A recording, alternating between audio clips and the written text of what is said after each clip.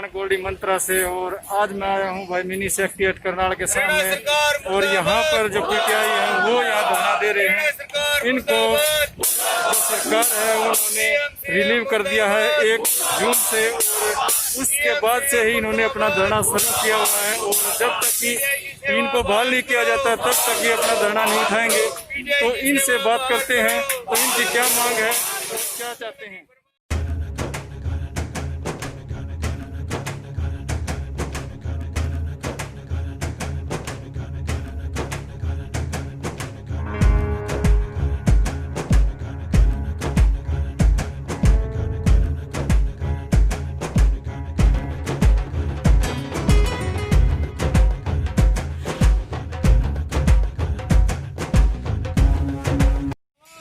Sir नमस्कार। सबसे पहले तो आपका स्वागत है हमारे YouTube चैनल गोल्डी मंत्रा पर। धन्यवाद। और सबसे पहले तो ये बताइए, ये आपका केस में दिक्कत कहाँ पे आई? इसमें आप किसकी दिक्कत मानते हैं? इसमें हम सरकार की राजनीति मानते हैं। हम पूरी तरह से सरकार की राजनीति के शिकार हुए हैं। सुप्रीम कोर्ट, माननीय सुप्रीम कोर्ट के जजमेंट में बिल्कुल स्पष्ट लिखा है कि कोई भी कैंडिडेट दोषी नहीं है। और अब सरकार के नुमाइंदे, यहाँ के सांसद श्री संजय भाटिया जी ने भी मीडिया को कोट करके कहा था गोहाना में 2 दिन पहले कि 1983 में किसी प्रकार का कोई दोष नहीं है। कल कैथल में शिक्षा मंत्री जी ने दबी आवाज में कहा, लेकिन दबी आवाज में कहा कि हाँ हम मानते हैं कि 1983 का कोई कसूर नहीं है। तो मैं आपके चैनल के माध्यम से कहना चाहूंगा कि आप लोग की जो धार ये कैमरे हैं, आपकी लेखनी है, ये हमारा सत्य की आवाज उठा रही है और उठाती रहेगी, और हमें जरूर न्याय मिलेगा। क्योंकि ये वो पीड़ित हैं, ये 1983 वो पीड़ित हैं जिनका रत्ती भर भी इसमें कोई कसूर नहीं है। जिसका कसूर है उसको सजा नहीं मिल रही, उसके बारे में कोई बात नहीं हो रही। लेकिन 1983 हमारे परिवारों के पेट पे जो लात मारी गई है, और वो भी इस कोरोना वैश्विक महामारी में, ये बड़े शर्म की बात है। आज 4था दिन हो गया इस क्रमिक अनशन को, लेकिन सरकार का, इस बेरहम सरकार का कोई भी नुमाइंदा हमारे बीच में हमारा हाल चाल जानने नहीं आया कि आप इस 45 डिग्री टेम्परेचर में यहाँ पर क्यों बैठे हो।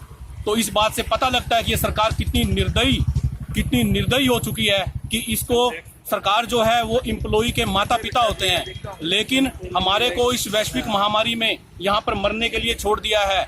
हमारे पास अब एक सवाल उठता है कि हमने अब कैसे मरना है, उस भूख से मरना है घर में रहकर कि संघर्ष करके यहाँ मरना है। तो हम सरकार से कहना चाहते हैं कि हमारे बारे में सोचा जाए। हम निर्दोष हैं, हमारे परिवार निर्दोष हैं, हमारे बच्चे निर्दोष हैं।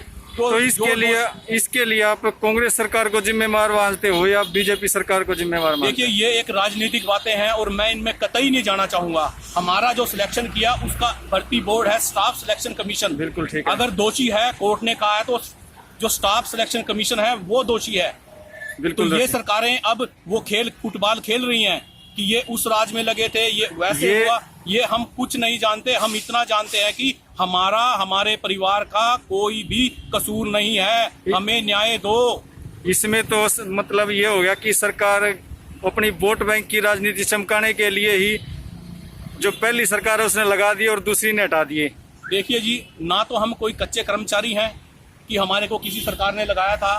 स्टाफ सिलेक्शन कमीशन ने प्रॉपर एड निकाली थी।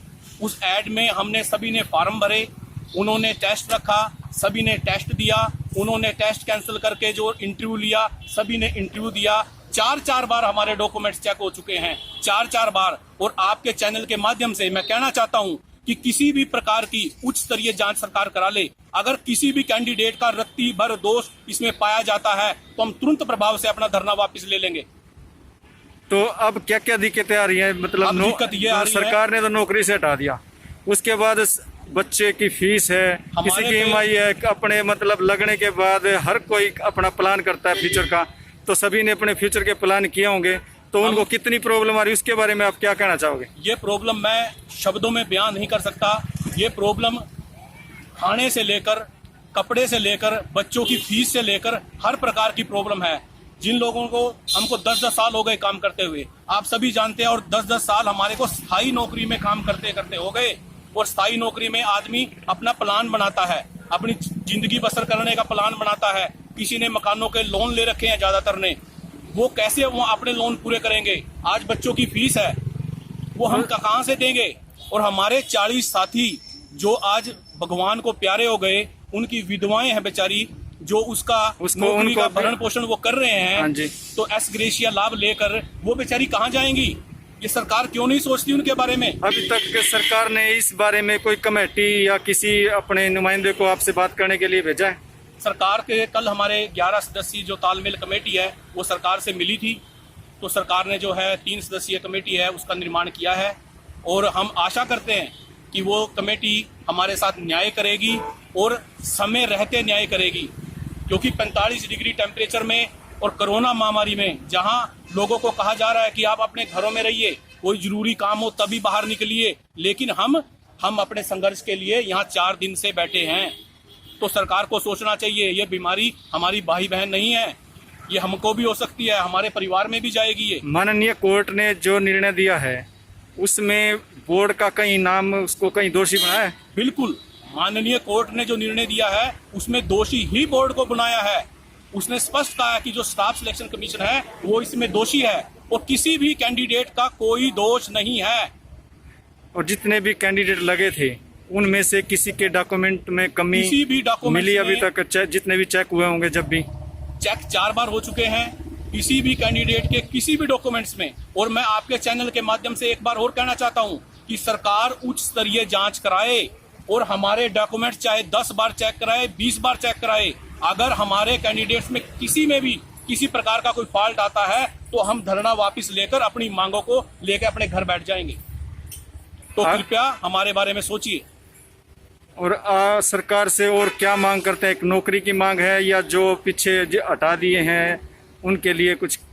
सरकार से हम यही मांग करते हैं कि जो इन्होंने इस कोरोना के समय में हमारे साथ अन्याय किया है, वो अन्याय जो है उसको ठीक करते हुए अपने जो फरमान किए थे इन्होंने तुगलकी, वो वापस लें और हमारे को पुनः नौकरी बहाली करें। और क्या कहना चाहेंगे, जैसे आगे का फ्यूचर प्लान क्या, कब तक का धरना देंगे आप? फ्यूचर प्लान ये है कि सरकार ने अभी जो कल बात हुई है उसमें 3 सदस्यीय कमेटी बनाई है, तो ये धरना प्रदर्शन हमारा निरंतर चलता रहेगा जब तक कि वहां से कोई न्याय की बात नहीं आती है। और हम उम्मीद करते हैं कि न्याय की बात आएगी, क्योंकि हमारे में कसूर नहीं है और ये सरकार के नुमाइंदे भी अच्छी तरह जानते हैं। तो हम उसका इंतजार करेंगे और ये धरना प्रदर्शन हमारा निरंतर जारी रहेगा। और एक और भर्ती का भी ऐसा ही केस चल रहा है, जो ड्राइंग टीचर की भर्ती है, तो उस बारे में कोई आपने कुछ पता हो तो उसके बारे में कुछ बताना चाहोगे? जो ड्राइंग टीचर की भर्ती है वो भी जो है इसी स्टाफ सिलेक्शन कमीशन ने इन्हीं नियमों के तहत की थी। ठीक है। और वो भी भर्ती जो है अभी कोर्ट में विचाराधीन है, उसके बारे में मुझे बोलना मैं उचित नहीं समझता। तो ये थे वही पीटीआई टीचर जो यहाँ पर धरना दे रहे हैं। तो इसमें सरकार का पूरा खोट सरकार का ही लग रहा है, इनका कोई खोट नहीं है। तो इनकी रोजी रोटी के साथ 1983 पीटीआई मास्टर जो भर्ती 2010 में हुए थे और 10 साल की सेवा करने के बाद इनको सरकार ने रिलीव कर दिया, और इनके पीछे कितने इनके बच्चे और परिवार जुड़े हुए हैं। हमारे साथ यही सबसे बड़ी दिक्कत है खाने पीने की, और अब एक महामारी चल रही है जिसमें घर में रहना ही सरकार के आदेश हैं, लेकिन फिर भी हमारे दोस्त भाई यहाँ पर धरना देने के लिए मजबूर हैं, क्योंकि खाने का जब कुछ होगा नहीं तो घर में मरने से अच्छा है कि वो यहाँ पर आकर मरे। तो सरकार को इस बारे में सोचना चाहिए। तो ये हमारे भाई बहन जो यहाँ बैठे हैं अपनी नौकरी को बहाल करवाने के लिए, तो सरकार को इनके बारे में जरूर सोचना चाहिए। तो भाई ये वीडियो जहाँ तक भी पहुँचे ज़्यादा से ज़्यादा शेयर करें और लाइक करें, सब्सक्राइब